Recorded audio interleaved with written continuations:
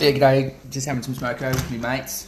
How did you handle cutting out alcohol from the emotional roller coasters that you go through? Like the super highs, you're super excited, so you're like, yeah, I'll have a beer, and then something goes really bad, and you're like, oh, I'll have a beer.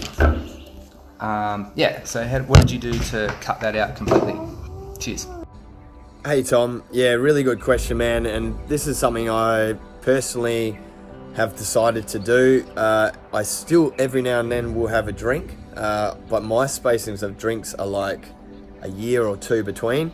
I recently, when I got to Bali, I sort of started bringing it back in. I was like, look, I'm in Bali, I'll see if I'll have a couple of, moderate my drinking, and I found like just having it there as an option, when you quit for a long time, you realize how much real estate that thinking about alcohol takes up. And before you do quit, you don't really realize how much you think about it.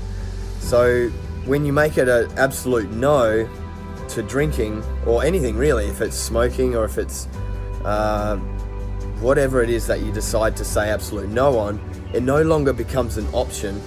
And when it's not an option, it doesn't take up any real estate. So what I mean by that is you don't have to make a choice, because you've already made the choice, and it might be for a certain time frame. So it might be a month if you're going to start trying for quitting. It doesn't have to be alcohol or anything. If it's you're quitting or trying to go to the gym, and you make commitments that you're not going to the gym. So that's your commitment.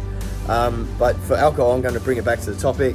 For me, when I cut it completely out, it wasn't even an option. So if someone goes, oh, do you want a drink? I was like, no, boom, no more thoughts about it.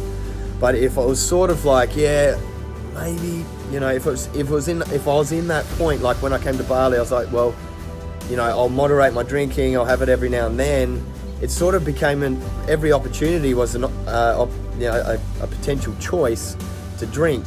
And oh, look, we've moved to Bali, let's have a drink. I've had a great day, let's have a drink. We had a really successful month, have a drink. And then when we went to the Bali conference, the guys will laugh at this, that were there, our Bali workshops.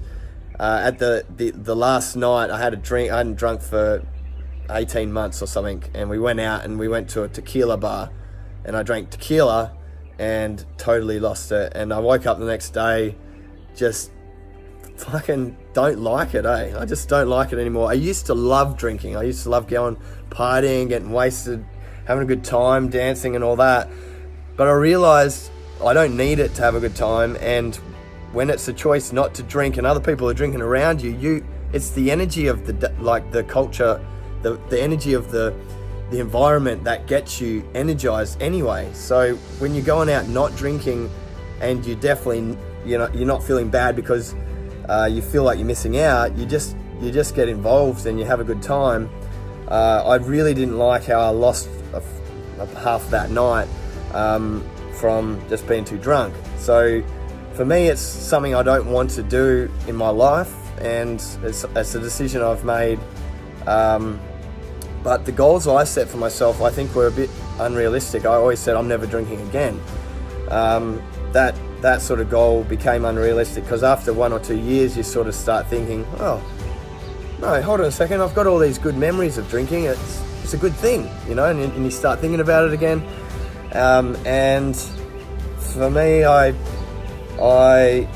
every 1 or 2 years, I start thinking, no, I can make this work. Yeah, I'll bring it back in. And straight away, I realize that every time I start again after 1 or 2 years, I realize how much space and time I spend thinking about it. If you start to be conscious about it now, start thinking about how much you actually think about it. So you might have a bad day, you start thinking about having a drink. You have a good time, you're thinking about having a drink. You want to relax, you want to have a drink. So you think about it a lot. When it's not a choice, you put in the work to do the things that need to happen to overcome what it is that you're facing. With me, it took a long time and a lot of work personally for me to start to open up about what I was really struggling about. A lot of the time I put a lot of pressure on myself to be a certain husband, to be a certain dad, When my wife was struggling, I took it on myself to do everything I could, which added extra pressure when I was trying to run business. And I think as men, speaking to the men now, we've got to open up to how we're actually feeling instead of sort of distracting ourselves using because what happens over time, the pressure builds up, and I personally put so much pressure on myself to achieve and not to fail. That's just something that's built into me, and I've worked on, and I've figured out through working with psychologists and other experts. I always seek out the best in the industry because I'm interested. I think, why wouldn't you invest in your mind? If you can go and see an expert that's spent 4 years at university studying the mind and then working with other people to work out what turns you on and turns you off, so that that's the biggest investment you can make on yourself. So for me, I put so much pressure on myself around parenting and being a certain type of husband that drinking was an option for me to distract myself from what was actually happening. Still love drinking just because it's in me. I think it's in my family, it's in my genetics. But for me, the choice to not drink is better for everyone. It's better for my family, it's better for me personally and my health. It's better for you guys because I'm not distracted. I can share more of myself when I'm not drinking. It's better for my staff, it's better for the people I'm around, it's better for, everything. So for me personally. So no, if you haven't tried, giving up alcohol or some habit you think is destructive in your life, you might be functioning fine on alcohol. I'm not saying you have to do that. But if you feel like something is controlling you, I think the absolute no, is the best thing you can do, because when you do actually commit 100% to absolutely no, even if it's for a time period, for 1 month to start with, you'll come back to it after a month and go, shit, you come back to it and go, sweet, my month's up, and you go back to it and you go, fucking hell, that feels so shit from this destructive habit. And it might be eating bad food. I think that's a really big one that lots of people do. Give up bad food for a month, and you come back to bad food after eating a certain way for a month. My God, you find it hard to eat that bad food again. So, but while you're doing it, you say, it was easy while I was doing it, because you're not thinking about it. You've said that you're not going to do it, and you've committed to it 100% in your mind. And when you make that choice, everything gets really easy around not doing it. So, man, I hope that answered your question. I hope that fills you in a little bit about me and my challenges.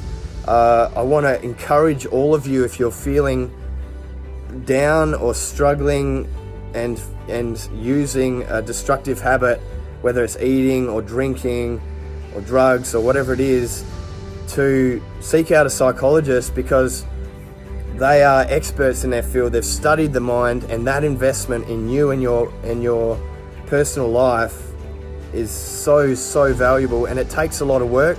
It's really hard. It's going to be painful if you're feeling that way.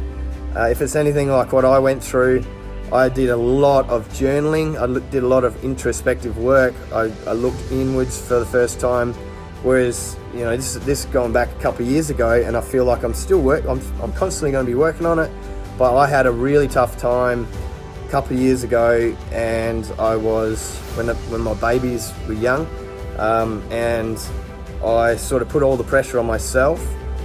Through that period, I said, no, this, drinking's not working for me. It's a distraction. I'm not 100% present with my kids and my family. As soon as I think about drinking and have a drink, then I'm no longer present with my kids. I'm thinking about, that was a good drink, I'm gonna have another drink. Whatever it is,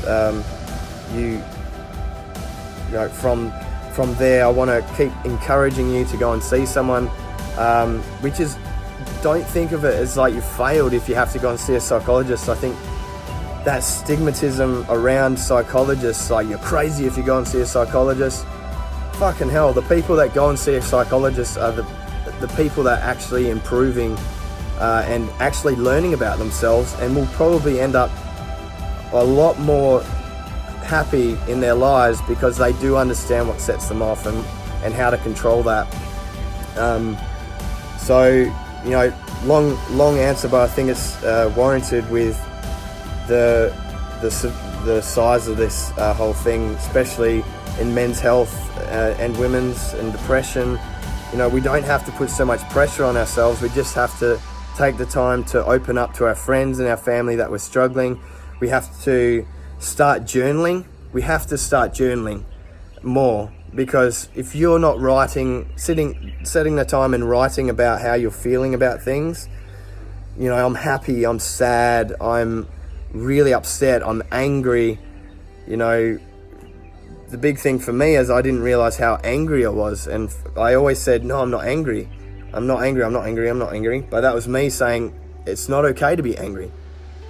It is okay to be angry, it is okay to be sad, it is okay to cry, it is okay to feel those feelings, and you don't have to go and distract yourself with destructive habits just so that you don't feel them. So please reach out to me personally if you want to chat more about it. Anyone that wants to share this video around if you think it was impactful for you. But I hope this is a big video for a lot of you. If you ever get to that point where you've put so much pressure on yourself, your businesses are scaling, you don't want to let your staff down, you want to be able to pay them next week, you know, the first thing I would recommend you do is go and speak to a psychologist if you are like seeking out destructive things, having destructive thoughts, and you know, they will help you through it. But you have to believe that you're okay, and you have to believe that you are capable of overcoming any sort of mental challenges you're going through. And in the end, at the end of the day, even if you lost everything, you're still alive, you're still, you know, you're still you, and that's the biggest asset you have as a person. And no one else is like you. You are authentically you, and you are different to everyone else, and that's the valuable asset. If you have to give up everything, you know, for a short period, you'll get back on top, but you have to have the right mindset to do it. So reach out if you need, guys, and I hope this answers your question, Tom. And I encourage everyone to open up more, journal more, and speak more about how you're feeling honestly. And I will absolutely respect you for it.